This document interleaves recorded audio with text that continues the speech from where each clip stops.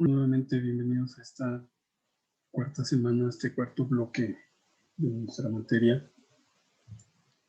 Hoy vamos a tomar la unidad 3,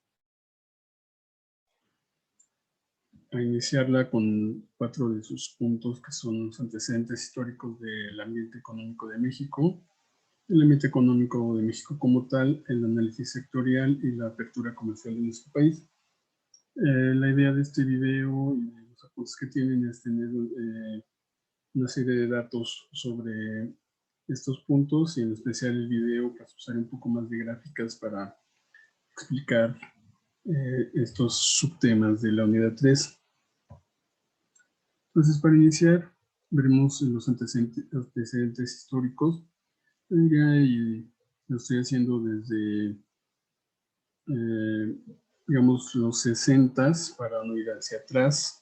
Y ya tocaremos un poquito los puntos anteriores, pero me voy a concentrar, digamos, de los 60s a esta fecha, en los 2020-2021. Ya en la siguiente sesión también andaremos un poquito más en qué está pasando en la economía actualmente. Bueno, en el último medio siglo, México ha tenido una economía con muchos cambios. La economía mexicana ha tenido ciclos importantes de transformaciones que abarcan el llamado periodo estabilizador, que es en los 50, 60, hasta las reformas estructurales que se dan en la década anterior, pero pasando importantes episodios de crisis recurrentes. Iniciando, hablamos de 1965, como comentaba, en lo que se llama el desarrollo estabilizador, que se da después de la Segunda Guerra Mundial. Y entre 1955 y 1965, el Producto Interno se duplica, crece también la población, y no obstante la expansión demográfica tan alta, el PIB per cápita aumenta en más de 3%, es decir, fue una buena década para la economía mexicana, que ahorita veremos por qué era una buena época esa década. Esto se llamó la estrategia del desarrollo estabilizador, que dio lugar a los resultados que comentaba, y tenía como base políticas fiscales y monetarias prudentes que daban sostén a un régimen de tipo de cambio fijo y a tasas moderadas de incremento de precios. En esos tiempos el tipo de cambio era fijo. Ya veremos ese tipo de cambio que después se mitificó por mucho tiempo. El crecimiento del ingreso y la estabilidad financiera propiciaron a su vez flujos ascendentes de ahorro interno, y estos flujos eran canalizados hacia el sistema financiero, y sabemos que cuando se canaliza el sistema financiero, pues aumenta precisamente el financiamiento hacia las empresas, hacia la inversión, y eso genera más riqueza. Los recursos externos, es decir, los financiamientos, tenían realmente un papel meramente complementario, no eran importantes y tampoco eran tan necesarios en esa época. Este desarrollo estabilizador trataba de sustituir importaciones de consumo mediante el desarrollo de un aparato industrial que importaba solo componentes intermedios y algunas materias primas. Es decir, durante esta época lo que buscábamos era producir lo que consumíamos. Estas importaciones básicas se cubrían con la exportación de productos básicamente agrícolas y minerales. Era una economía con un esquema relativamente cerrado, en el que la protección limitaba, desde la protección de las fronteras, de las importaciones, limitaba el peso cualitativo del comercio exterior en nuestra economía, y básicamente estábamos aislados del mercado en cuanto al consumo final. Es decir, consumíamos lo que producíamos, no se importaba mucho. Las importaciones eran apenas el 11.5% del PIB en esos años, realmente muy poco. De esta manera, en el 65, la tendencia de la economía presentaba fuertes inercias en lo demográfico y en lo económico. Había estabilidad financiera, un creciente ahorro interno, una industrialización muy alta, la urbanización se empezaba a acelerar y de hecho el desempeño económico desde mediados de los 50 hasta los 70, principios de los 70, fue tan sobresaliente que se llegó a llamar en la literatura económica como el milagro mexicano. Así se le llama a ese periodo. Ahí está el PIB de esa década de los 60. Tenemos un PIB del 11, 6, 9, 3, más o menos un promedio del 6%, que es muy alto para una economía y más como la nuestra. PIBs que no se han vuelto a presentar, por ejemplo, del 11%, quizá ni siquiera del 5, del 4, o por lo menos tan sostenidos como en esa década. La década del 65 al 75, como comentaba, sigue siendo una etapa de crecimiento con estabilidad, pero un preámbulo hacia las crisis que se iban a desarrollar. Después de 1971, con la ruptura de los acuerdos de Bretton Woods, que recuerden que es una ciudad en Estados Unidos, en Pensilvania, donde se deshace el sistema monetario internacional, se disloca esa relación del patrón dólar-oro, bueno, crea inestabilidad en todo el mundo y en México pues no es la excepción. Entonces, en México, además, presentábamos un desajuste estructural en la balanza de pagos, que era señal ya del agotamiento de ese modelo de crecer hacia adentro, y conforme aumentaba la producción manufacturera y la consecuente importación de insumos, las exportaciones primarias se rezagaban como fuente de divisas, no teníamos divisas, dando al déficit en cuenta corriente una naturaleza de crónico, es decir, cada periodo necesitábamos más y más divisas para poder seguir operando. Esta situación se agravó a partir de 1973 con la crisis del petróleo, la crisis de los hidrocarburos, que sorprende a México como importador neto de estos insumos estratégicos. El PIB para esa década, bueno, este es el del anterior, el PIB para esa década lo revisamos. Creo que lo hice hacia atrás el mouse en lugar de hacerlo hacia adelante, pero ahorita lo checamos. Y regresando a esta década, pues todas esas presiones financieras y además sociales llevan a una escalada del gasto público sin respaldo de los ingresos, es decir, se gastaba mucho más de lo que se tenía y eso fue generando ese déficit.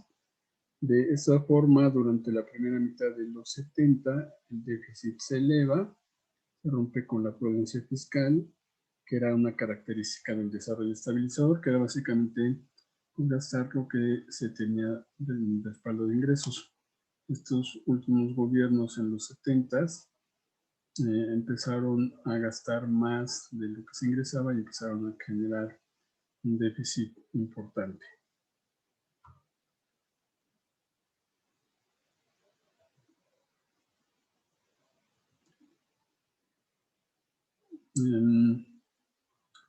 Bueno, se fueron acumulando presiones que hacía cada vez más difícil e inconveniente mantener el tipo de cambio fijo contra el dólar, que era el que comentaba, el mítico 12.50. Durante mucho tiempo pues, estuvo en la mente de los mexicanos en esas épocas el dólar con un valor de 12.50 porque durante años estuvo en ese valor y pues quedó ese mítico valor de 12.50. Cuando empezó a subir, pues todos recordaban ese 12.50, que si lo relacionamos con el precio de hoy, que es 19.80 más o menos, realmente estamos hablando de 19.800 pesos, porque recuerden que le quitamos 3 ceros a la moneda, entonces pues seguíamos pensando en ese 12.50. De hecho, psicológicamente cuando estuvo nuevamente en 12.50, pero que ya eran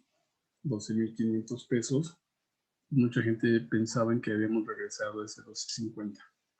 Pero obviamente no, ya era una un incremento del tipo de cambio, pues que de 10,000%, 100,000%, no estoy seguro, pero de 12.50 a 12,000, son 2 ceros más, pues sí, estamos hablando de alrededor de 10,000% más. Bueno, aquí es el PIB de los 70s, como ven también, de alguna manera seguimos creciendo, claro, con un déficit, pero seguimos teniendo cierto crecimiento o un crecimiento importante comparado con los últimos crecimientos que tenemos. Esto es para la década de los 70s, pero como comentaba, ya el preámbulo de una crisis que se da entre el 75, 85, después 85, 95, todavía a finales de los 90 tuvimos esa crisis. ¿Cómo se da esa crisis? Bueno, altos déficits del sector público en los 80s, finales de los 70s, una alta inflación, muy alta, tasas de interés negativas en términos reales, altos precios del petróleo, déficit en cuenta corriente, es decir, gastábamos más de lo que teníamos, salidas masivas de capitales.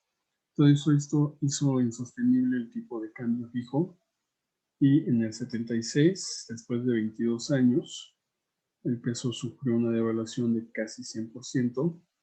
Esta fue la primera de dos de las grandes crisis en balanza de pagos que experimentó México. ¿Qué es crisis en balanza de pagos? Pues que no podíamos pagar, en pocas palabras. Luego de la violenta devaluación del peso, hubo de negociarse un programa de ajuste con el Fondo Monetario Internacional. También es cierto que empieza a subir el precio del petróleo y en ese contexto de euforia petrolera, otra vez empieza a expandirse el gasto público sin contraparte por el lado de los ingresos, porque pensábamos que ese incremento del petróleo iba a ser creciente y para siempre. Y el gobierno pues recurrió imprudentemente al crédito de los bancos internacionales. La deuda externa del gobierno, que era de 4,000 millones, pasó a 20,000 y en el 82 casi a 60,000 millones. Es decir, que hace algunas décadas realmente no debíamos mucho, básicamente sería irrisorio deber 4,000 millones el día de hoy, pero bueno, la deuda se fue incrementando. Esa dinámica perversa del déficit fiscal y el financiamiento inflacionario, pues genera esta crisis que inicia en el 82, un poquito más, pero ahí inicia en el 82, dura todo el sexenio de 82-88, sigue un poco después, ahorita lo vemos, y así en el año de 1982 fue un año caótico en los mercados de divisas que culminó con la estatización de la banca y la imposición de un régimen cambiario, es decir, el gobierno volvía a controlar el tipo de cambio. El precio de mercado del dólar pasó de 25 a 150 a finales de ese año. Esta devaluación pues tuvo un impacto brutal en la economía real, sobre la inflación y sobre las finanzas públicas. Y obviamente pues en la economía en general. Ahí está el PIB de los 80s, aunque venía creciendo a principios de los 80s, 80, 81, pues después tenemos 82, 83 negativos, 86 negativos, 84, 85 bajos, 86, 87 muy bajos y en el 88 empezamos a recuperar un poco. Después, entre 85 y 95, está una estabilización y ajuste estructural y una nueva crisis. En este marco, México vuelve a negociar un programa de facilidad ampliada con el Fondo Monetario Internacional y se vio obligado por el Fondo Monetario, se vio obligado a realizar un enorme esfuerzo para disminuir el desequilibrio en las finanzas públicas, básicamente a gastar menos, es decir, a no endeudarse más y gastar únicamente lo que se tenía de ingresos. Con este antecedente, El decenio 85-95 se caracteriza por una reforma estructural en la economía para pasar de un esquema cerrado con alta participación del Estado. Había más de 1.200 empresas del Estado, y entonces se cambia de pasar a industrias con alta participación en el Estado como productor de bienes y servicios a otro que es abierto al resto del mundo y con un espacio significativamente mayor para el sector privado, tanto nacional como extranjero. En este periodo pues, se da nuevamente la privatización de la banca, se crean los pactos para la estabilidad del crecimiento económico, o se le da seguimiento y se trata de tener una estabilidad en la economía. El PIB inicia creciendo y empieza a bajar. Nuevamente crece en el 94 con el último año de Salinas, pero en la crisis precisamente de diciembre del 94 nos vamos al 5,76 negativo. Pero vean cómo recuperamos de alguna manera, de forma rápida, el crecimiento. Claro que después de rebotar, el crecimiento es alto, no necesariamente se llega a los mismos niveles de años anteriores, pero al menos fue positivo. Después nuevamente creció y siguió manteniéndose en niveles de 6 en 98 y baja a 2 en 99, pero seguía positivo el PIB. En la década de los 2000 iniciamos con un 5,3, después en 2001 hay una baja del PIB, crece poco en los siguientes años y en cada sexenio hay como una especie de ciclo y crece el PIB por las expectativas, y después siguió bajando hasta 2009, que nuevamente es negativo. Como vemos, realmente no hay una tendencia de un crecimiento del PIB, ni siquiera ciclos de que digamos 5 años buenos y uno malo, sino pues depende de las políticas que se han tenido en términos de economía y de finanzas públicas. Y la década de 2005 a 2015 continúa la crisis financiera internacional y se hace una segunda ronda de reformas estructurales que se pretendían por el Fondo Monetario desde años anteriores. Hay un modesto crecimiento de la economía durante los primeros años del milenio, como vimos, pero se da un marco de estabilidad cambiaria en una inflación moderada, apoyada en altos precios del petróleo. Ese escenario cambia en el 2008 con la crisis financiera hipotecaria de Estados Unidos, que se propaga a Europa y a una parte importante del mundo. Y la crisis provoca la contracción de la demanda por exportaciones mexicanas, algo más o menos de lo que pasa ahorita, y el desplome del PIB alrededor del 5% en términos reales. A la vez, la crisis genera en el exterior, que se genera en el exterior, encuentra a México bien preparado para enfrentarla. Es decir, en el 2008-2009 tuvimos los mecanismos para que no nos afectara en forma tan importante como habían sido las crisis anteriores. Sin embargo, los efectos sobre el ingreso real per cápita, ya hemos comentado que es el concepto de per cápita, fueron sensibles. Nuevamente hay una depreciación del tipo de cambio real y sectores estratégicos como el automotriz logran aumentar su penetración en el mercado norteamericano, a pesar de que este seguía afectado por la contracción del crédito y el estancamiento del ingreso. Pero pudimos sortear de buena manera esa crisis del 2008, 2007, finales de 2007, 2008 y parte de 2009. De tal manera que en la década del 2010 hasta el 2005 tuvimos crecimientos por arriba de 4 en los primeros 3 años y pues, digamos un promedio de 2 en los siguientes 3 años, 2013-2014. y 2015. Y por fin en 2013, después de, como decía, casi 2 décadas de deliberación y de solicitud de organismos extranjeros de que se realizaran algunas reformas estructurales, pues se llegan a las reformas, por lo menos en papel, de sectores estratégicos como la educación, la energía, la actividad financiera, telecomunicaciones y la competencia. Además, en 2012 ya había pasado la reforma laboral. Además, otro logro de estos años ha sido el control de la inflación, que en 2015 se ubicó en su nivel histórico más bajo. En un resumen, diríamos que del porfiriato al gobierno de Lázaro Cárdenas es una subetapa del crecimiento hacia afuera, empieza a crecer un poco la economía. De hecho, la economía creció en el porfiriato, eso hay que comentarlo, y hay algunos cambios hasta el gobierno de Lázaro Cárdenas. Después, pues se da ese crecimiento hacia adentro, en los periodos de Lázaro Cárdenas,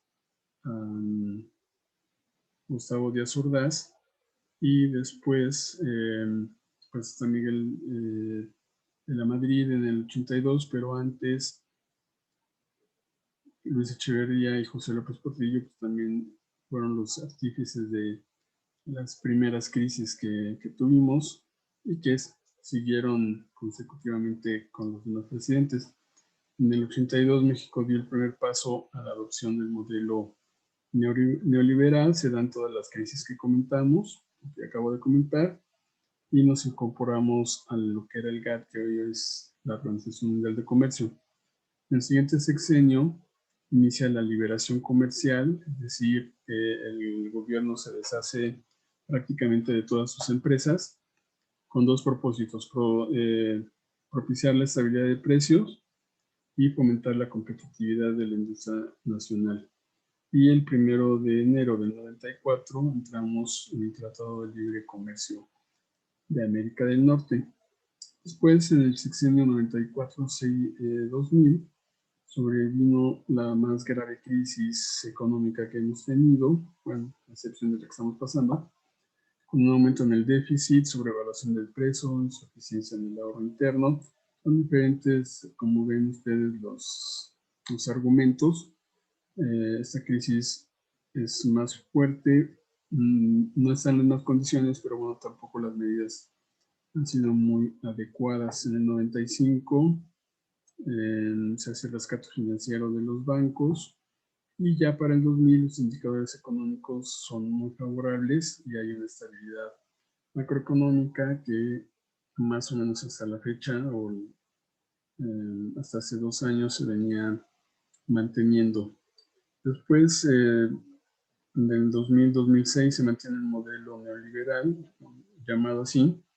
Se basa en políticas monetarias restrictivas, mantener libre la flotación del peso, sostener bajos niveles de inflación y reducir el déficit fiscal y la balanza de pagos. La actividad económica del país muestra poco dinamismo y durante este periodo hubo una pérdida de competitividad de la economía en los mercados externos. Creo que cada sexenio pasa eso. Bueno, en el siguiente hay un impulso de varias reformas, la más destacada es la fiscal y la petrolera, y el índice general de pobreza alcanza un total de 60 millones como resultado del desempleo y el bajo nivel de crecimiento económico. Y en el último sexenio, como tal, completo, como resultado del Pacto de México, un conjunto de reformas estructurales se aprueban por el Congreso de la Unión, que es la reforma energética, telecomunicaciones, la reforma hacendaria y la reforma financiera. Y bueno, de la economía actual hablaremos en la siguiente semana, que será el complemento de esta unidad. Por lo pronto, estos son los antecedentes de nuestra economía desde los años 50 hasta el último sexenio completo. Vamos a pasar al siguiente tema, que está relacionado con el ambiente económico como tal en México, que es lo que tenemos en estos momentos. Bueno, como contexto, recordar que México tiene una superficie cercana a 2 millones de kilómetros cuadrados, que estamos en una situación realmente privilegiada en un punto de este planeta, en América del Norte. Y bueno, además recordar también que estamos divididos en 32 entidades federativas y 2.469 municipios, que tenemos más de 11.000 kilómetros de costa, tanto en el Pacífico, por supuesto, como en el Atlántico, y eso se vuelve atractivo para las empresas que operan en el país para responder con mayor rapidez y reducir costos logísticos y de inventario. Nuestra frontera con Estados Unidos pues también es muy amplia, 3.142 kilómetros por esa frontera hasta antes de toda esta crisis, pero seguramente después de que haya pasado todo esto seguirá en estos promedios. Pasan 1 millón de personas, 230.000 vehículos en la frontera norte y 70.000 camiones de carga. La región fronteriza genera el 24% del PIB y los 10 estados que componen esa línea fronteriza de ambos lados es el PIB que se genera. Al sur estamos con Guatemala con 871 kilómetros y Belice con 251. Y en esa frontera México cuenta con 8 cruces fronterizos que son la entrada hacia Centroamérica, el Caribe y Sudamérica. Y tenemos cómo están nuestras fronteras, los océanos, por supuesto. Somos el país 14 de mayor territorio y en América somos el quinto después de Canadá, Estados Unidos, Brasil, Argentina y México. Entonces, pues esta ubicación geográfica nos permite tener muchas ventajas porque además tenemos una diversidad biológica muy importante, siendo el cuarto país con la mayor diversidad biológica, con 9 de los 11 tipos de ecosistemas, alrededor de 200.000 especies diferentes, y bueno, en general tenemos todo ese atractivo para los inversionistas extranjeros. En cuanto a exportadores de petróleo, somos el país número 15. Pudiéramos pensar que estamos en un ranking mayor, pero no, hay muchos países que quizá no estábamos tan conscientes de que fueran mejores o mayores que nosotros, como Nigeria o como el propio Canadá, Kazajistán, Angola, ¿no? Que seguramente no teníamos en mente como países productores y exportadores. Nosotros somos el lugar número 15 exportador y como productor somos el país número 12 del mundo. Quiere decir, bueno, que también hay un consumo interno. Puede haber un consumo interno importante, ¿no? Pero vean como el propio China es un productor, el sexto productor de petróleo, pero por los consumos que tiene o por la actividad que tiene, consume más de lo que produce, de tal manera que no lo vemos en los países exportadores. Muy bien. En cuanto a reservas, somos el país número 19 y en cuanto, perdón, ahí está duplicado la gráfica es la misma, somos el país número 19 con las mayores reservas de petróleo. Legalmente somos una república democrática con los 3 poderes de gobierno. Ya decía que somos 32 estados, 2.649 municipios, que tenemos un proceso demográfico positivo en términos pues, de fuerza de trabajo. Tenemos un proceso demográfico, como decía, positivo. La población en edad laboral, es decir, entre 15 y 64 años, es mayor a la población dependiente, lo que impacta directamente el potencial productivo y económico del país. Y según la CONAPO y el INEGI, se estima que en las próximas 2 décadas la población en edad laboral alcanzará los 80 millones de personas, que sería el 60% de la población total. Esto, bueno, pues se constituye una ventaja, pero también en un riesgo y en un problema de que toda esta población pueda contar con trabajo. Aquí está la población por grupo de edad y género. Vean como la mayor parte está en este momento en 0 y 5, 6, 10, 11 y 15, y la menor parte está, si hay una pirámide tradicional, la menor parte está en 60, 61. Entonces eso nos da lo que le llaman un bono poblacional, ¿no? Las ciudades más concentradas o las zonas metropolitanas con más poblaciones, Ciudad de México, Monterrey, Guadalajara, Puebla y el Valle de Toluca. 2 millones, 3, 5, 5 y 20 en la ciudad de Toluca. En cuanto a la población económicamente activa y las tasas de desempleo, en febrero de 21 la tasa de desocupación es de 4.4%.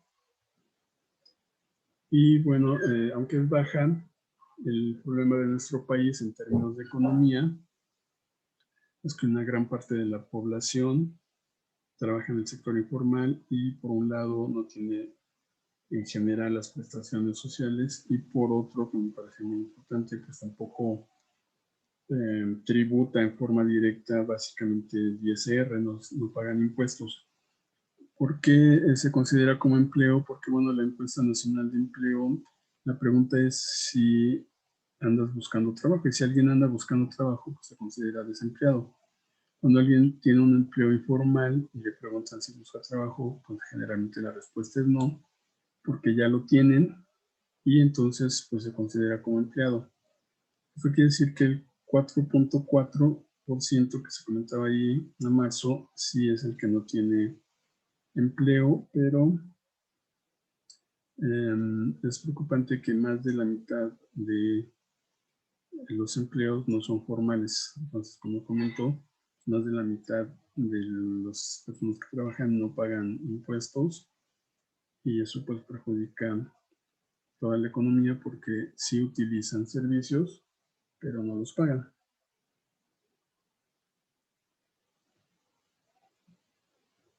En 2020, México se mantiene como el 9º país con las tasas de desempleo más bajas. Sin embargo, bueno, hay que tomar en cuenta lo que estoy comentando.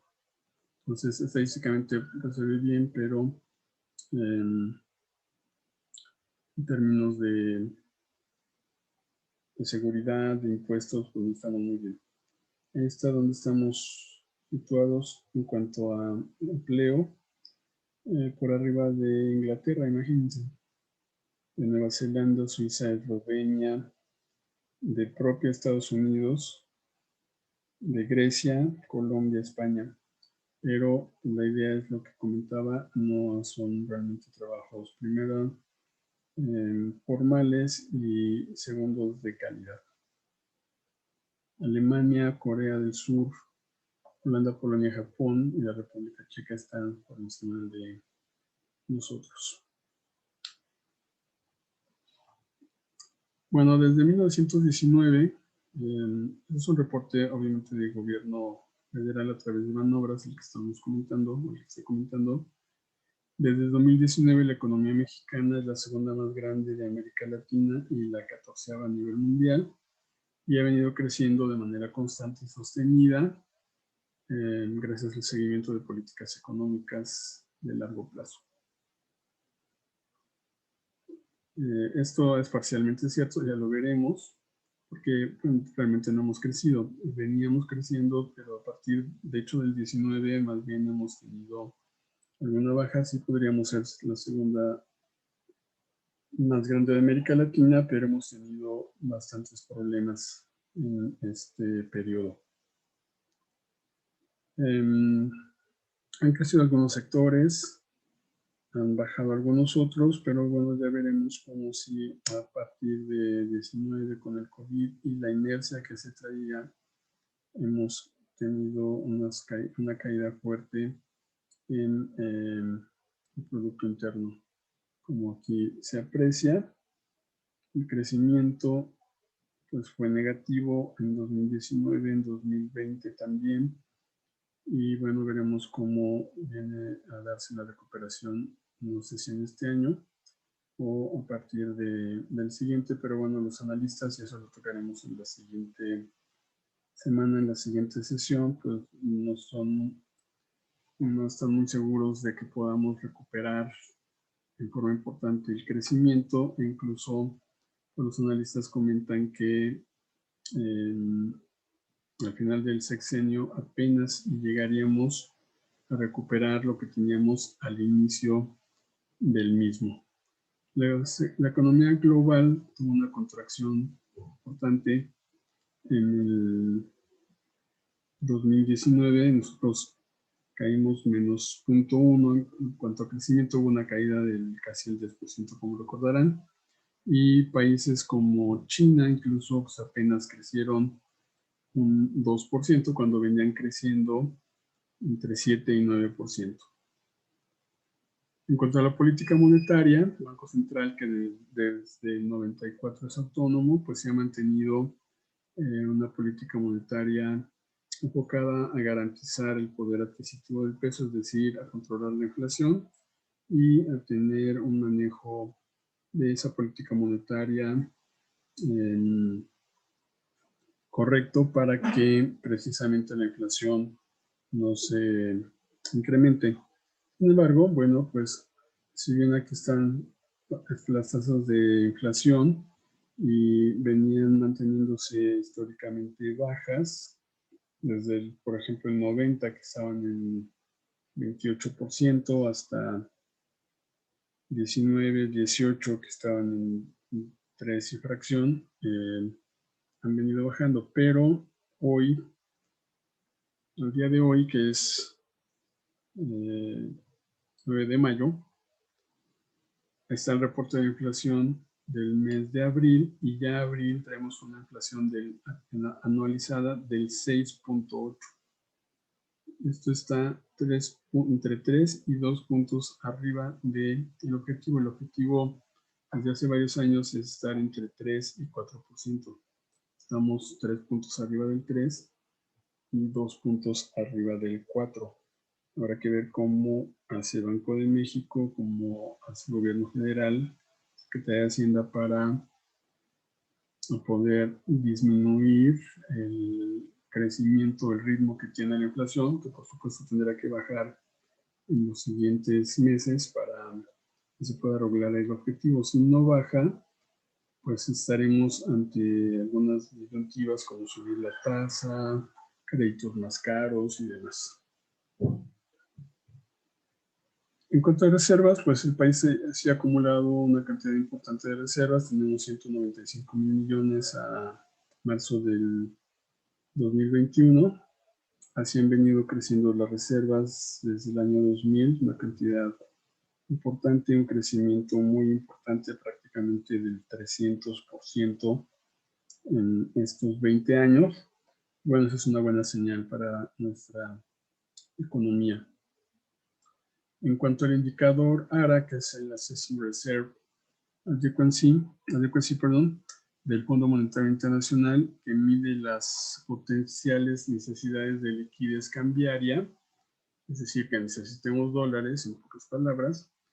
México se encuentra en un nivel adecuado para respaldar su balanza de pagos y preservar la estabilidad económica y financiera del país ante choques externos negativos. El Fondo Monetario considera adecuado tener reservas entre 100 y 150 de este indicador y nosotros estamos por arriba del 100 de acuerdo al indicador.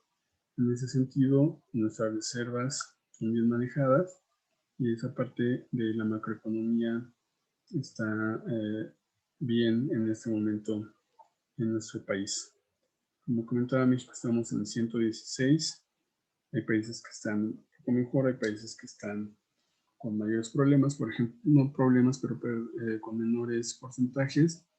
Por ejemplo, Chile, que es de las economías más grandes de América, sino es que la más grande en términos porcentuales, está por debajo de nosotros, pero países como Brasil, India, Uruguay, incluso Rusia están muy arriba de nosotros. Sin embargo, estamos en un nivel adecuado, de acuerdo con el Fondo Monetario Internacional. Adicionalmente, el Fondo Monetario ha reconocido la fortaleza de la economía mexicana y le ratificó una línea de 61 mil millones de dólares. No quiere decir que la estamos usando, simplemente está disponible y la línea más las reservas tendríamos recursos por más de 256 mil millones, que en todo caso permitirían afrontar choques por volatilidad de los mercados internacionales que afortunadamente no han pasado con mayor solidez. Ahí tenemos 256 mil millones, reservas y línea de crédito. En lo que respecta a las tasas, el Banco de México, como comentaba, ha tenido una política monetaria adecuada y las tasas históricas se han comportado de la siguiente manera, han venido a la baja. Estamos hoy básicamente en 4, pero como comentaba, habrá que ver qué pasa con la inflación. De igual manera, la TIE que sigue a CETES también ha bajado y por eso también es un riesgo que al tener una inflación más alta, la tasa de interés objetivo suba, con ello suba la TIE y con ello suba el pago de intereses de nosotros, los usuarios de crédito. En cuanto al ambiente de negocios, nos mantenemos en ciertos niveles. Hemos perdido, la verdad, competitividad en algunos rubros. Vamos a verlos. De acuerdo con el reporte de competitividad global, México está en el lugar 48, estábamos un poquito más arriba. Antes del 2019 estábamos más arriba. Estamos en el lugar 48 de 141 economías. Estamos por detrás de Chile en cuanto a Latinoamérica en este rubro de competitividad global.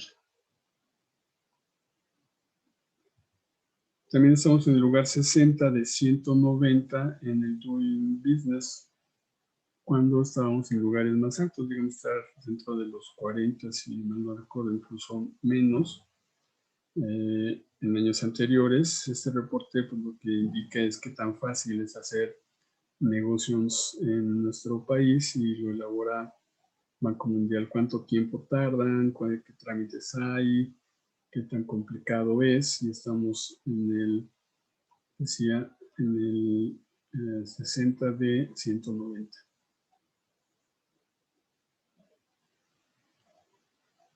Ahí estamos, 60 de 190 en América Latina, abajo de Chile, en los BRICS, o en el BRIC, abajo de China, pero muy abajo de China, y en el MIST, que es Corea, Turquía, México e Indonesia, pues también somos el penúltimo, ¿no? Y bueno, ahí está Corea, y Corea es el quinto a nivel global para hacer negocios, es decir, que es muy fácil hacer negocios en Corea. En cuanto al desarrollo regional, pues se están desarrollando algunas regiones de nuestro país, básicamente el sur, que es el que está más atrasado, y está creando infraestructura a través, por ejemplo, de Banobras, está impulsando la infraestructura para que regiones, municipios, ciudades y estados puedan tener un crecimiento mayor.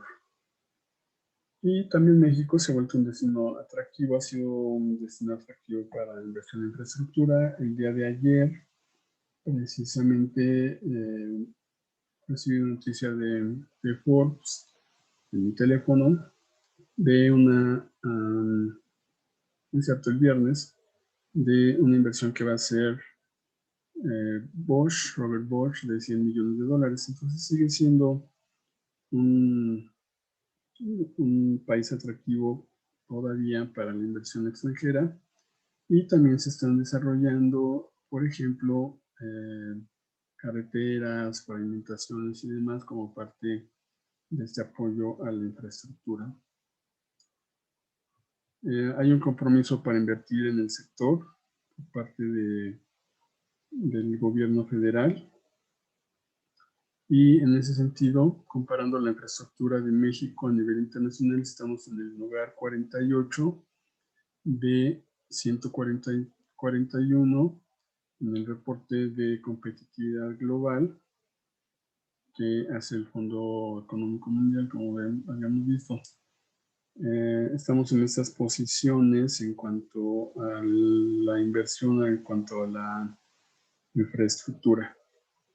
Por ejemplo, la calidad de la infraestructura somos, pues, a la mitad más o menos de los países. Prácticamente estamos muy a la mitad en casi todos los rubros, en algunos más bajo. Y ese es cómo estamos en términos competitivos en cuanto a las inversiones en infraestructura. Ahí lo tenemos. Estamos invirtiendo más en la parte de energía, poquito menos, pero más que los otros rubros en educación, abastecimiento, agua potable y otros que, bueno, pues es la parte de abajo. Entonces, al parecer, nuestra mayor inversión en infraestructura en este momento, pues, es en energético, refinerías y demás, y en educación, bueno, en Pemex y en educación.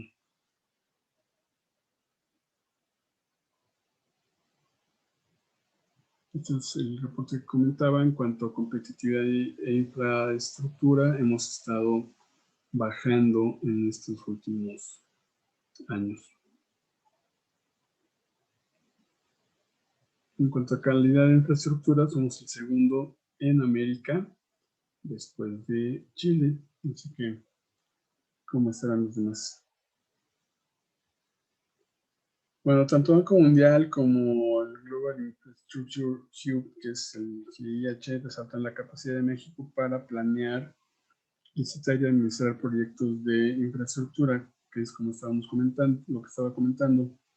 Y en cuanto al reporte que hacen, bueno, el GIH dice que somos un buen lugar para poder hacer algunas inversiones en términos de inversión extranjera directa.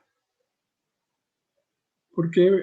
Porque además tenemos alternativas de fuentes de financiamiento para desarrollar esas inversiones como país en forma interna, que pueda ser también atractivo para los extranjeros. Por ejemplo, está el presupuesto de egresos, que como tal es un financiamiento, porque al tener los recursos, pues esos recursos se dedican, como vimos, a la infraestructura de proyectos específicos. Tenemos básicamente 3 proyectos específicos, que es el Tren Maya, la refinería y el aeropuerto, que son con recursos en general internos. Está también la banca de desarrollo para financiarse, el Fondo Nacional de Infraestructura y, en todo caso, la banca comercial para las empresas que entraran como parte de los apoyos de la infraestructura, de la creación de infraestructura de estos proyectos.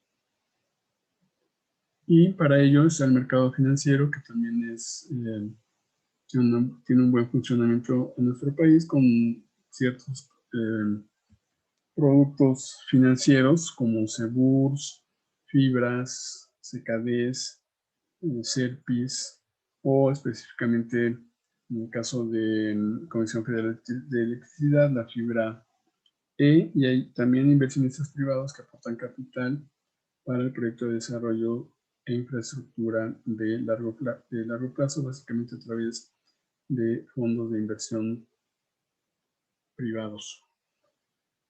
Y bueno, por último, nuestro análisis penúltimo, nuestro análisis sectorial, que son los sectores económicos. Bueno, un sector económico son aquellas áreas de la economía que se desarrollan en el país. Básicamente hablamos de tres, que es el sector primario, secundario y terciario. Aquí en México tenemos una economía mixta, y está compuesta por empresas de propiedad privada, algunas, ya muy pocas, y el gobierno también regula la actividad económica. Interesante comentar que actualmente la economía está entre las 20 primeras del mundo y que tenemos 72 ramas que conforman los sectores económicos. Por supuesto que el sector primario tiene que ver con agricultura, ganadería, silvicultura y pesca. El secundario tiene que ver con la industria y el terciario tiene que ver con los servicios. Entonces, tenemos esos tres sectores y algunos ejemplos de los sectores son en el agropecuario, agricultura, es decir, ganadería, silvicultura, en la ganadería, ganado que se llama mayor en México, que es bovino, caballar, asnal, toros de lidia, bueyes, mulas. Y el menor, ovinos, caprinos, porcinos, aves de corral. Y la apicultura. Tenemos la silvicultura, tenemos la pesca, como algunos ejemplos, en el sector industrial tenemos minería con minerales metálicos y no metálicos. Obviamente el sector industrial es muy amplio, igual que el de servicios, petróleo, industria automotriz, construcción alimentaria, textil, calzado, química, una serie de industrias que tenemos en esas ramas, editorial, petroquímica, mueblera. Al final les daré una referencia, la veremos, sobre la sectorización en nuestro país.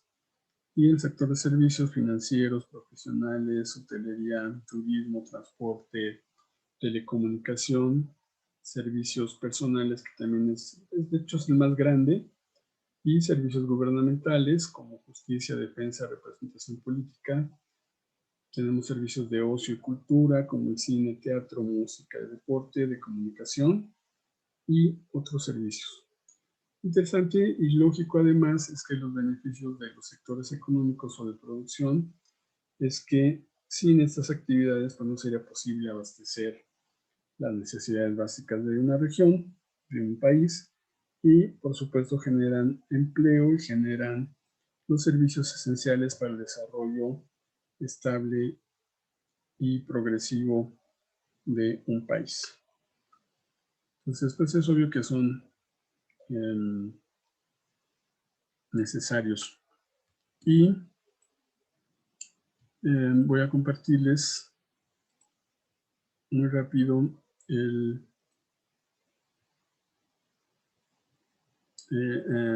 esta parte de los sectores, decían, aquí voy, del INEGI.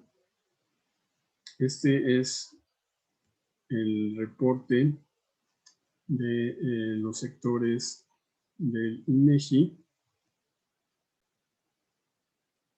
Un aviso, no sé qué pasó, se desconectó, te lo checo, pero bueno, regreso a compartir. Y decía que en este reporte del INEGI, aquí están las 72 ramas. Gran división, sector agropecuario, ramas 1, 2, 3, 4, gran división minería, ramas 5, 7, 8, 9, etcétera. Y aquí están todas las ramas 30, 41, 55, 56, fabricación de automóviles, industria automotriz, 60, construcción, 71, servicios de esparcimiento, y bueno, aquí ya está 74, porque se agregaron organismos internacionales, administración pública y defensa, y algunos otros como embajadas, consulados y muy generales, ¿no? Habíamos hablado de los 72, la verdad que son 72, se agrega esta parte de administración pública y defensa y los servicios. Pero aquí pueden encontrar todos los sectores que a su vez es como se clasifican para efectos bancarios y para otros efectos de agrupación. Bueno, ahora sí, por último, tenemos la apertura comercial, el tema de la apertura comercial, y en ese sentido diríamos que México tiene tratados, convenios con diferentes áreas, América del Sur, América del Norte, obviamente también Centroamérica, Europa y Asia. En América Latina, bueno, tenemos tratados regionales con Chile, Colombia y Perú, algunos otros con los mismos países, pero a través de otros tratados. Con Europa tenemos un tratado de libre comercio con la Unión Europea. Con Asia y Oceanía tenemos el tratado amplio y progresista de la Asociación Transpacífico. Con Asia y Oceanía también tenemos esos tratados. Tenemos bloques de integración regionales. Históricamente México participa en varios organismos multilaterales, como el Grupo de los 20, como la OCDE, también somos parte de la OCDE desde hace ya varios años, desde 1994. Somos uno de los 53 países de la Organización Mundial de Comercio.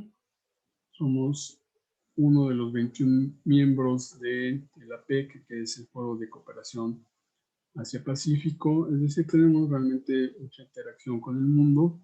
Estamos también en los acuerdos para la protección recíproca de las inversiones, que son estos países, son los que han firmado estos acuerdos.